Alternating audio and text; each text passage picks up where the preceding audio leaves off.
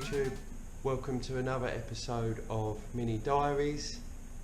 If you're new here, please hit that subscribe button. If you're not, thank you very much for watching again. In my last episode I said that my gearbox needs swapping and I needed to do some work before I got there. My bench has been built. You may have noticed it's a little bit different in layout at the moment. I've just finished organising and now I'm ready to swap the gearbox on this. To do that I've got to get the engine out, the front end's also got to come off, so a lot of people ask me about that, so whilst I'm taking it off this time I'm going to try putting together a short video for the people who ask, and hopefully that will help them, me being able to show them. So as I said before, the bench is all done.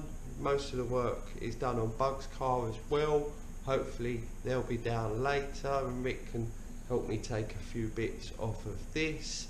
But for now, let's get this front end off and let's get cracking.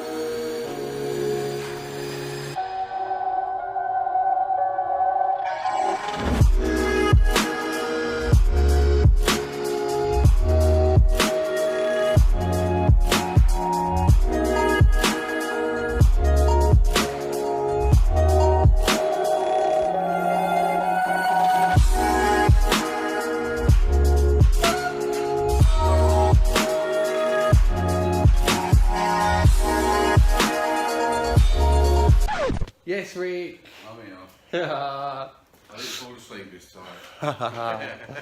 Brought cakes and drink. Cakes! And drink. At last, Rick's here. I took all of my engine apart. Just need a hand taking the exhaust off, and then it's ready to go. You know, just the engine mounts, and the carb, and the fiddly little nuts at the on the inlet manifold.